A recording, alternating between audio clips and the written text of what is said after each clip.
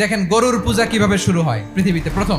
বনি ইসরায়েলের এক দুষ্ট লোক ছিল, নাম সামিরি। সে সবাইরে বলল তোমাদের স্বর্ণগুলো ফালাও। স্বর্ণগুলো ফেললো, বনি ইসরায়েলের স্বর্ণগুলোকে গলিয়ে গরুর বাচ্চা বানালো, গোবৎস।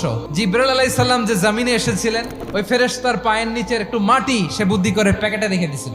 স্বর্ণ দিয়ে বানানো গোবৎস গরুর বাচ্চার গায়ে যখন সেই মাটি ছুঁড়ে দেয়া হলো, এখন বাছুরের ভেতর থেকে ভ্যাঁ ভ্যাঁ আওয়াজ আসতেছে। কি আসতেছে? সবাই তো অবাক। সামিরি বলে, আরে তোমরা যে 70 জন দিয়ে মুসা আলাইহিস সালাম রে পাঠাইছো, ওইদিকে এত ঘুরতেছে, আল্লাহরে খুঁজে পায় না। আল্লাহ তো এটার ভিতরে ঢুকছে, নাউজুবিল্লাহ, এটার ভিতরে সেজদা দাও। এই সেজদা দিয়ে গেল। হারুন আলাইহিস সালাম তাদেরকে বুঝালেন, শিরক করো না, আল্লাহরে ভয় করো। শুধু এতটুকুই তিনি বুঝালেন, দাওয়াতি কাজ পালন করলেন, কিন্তু প্রতিরোধ করেন নাই। এই ঘটনা থেকে শিক্ষা কি? শিক্ষা হচ্ছে, আপনি শিরকের আড্ডাখানা দেখলেও বৃহৎ স্বার্থে তাওহীদের দাওয়াত দিবেন, প্রয়োজনে আপনি ঐক্য নষ্ট করবেন না। সুবহানাল্লাহ পড়বেন না?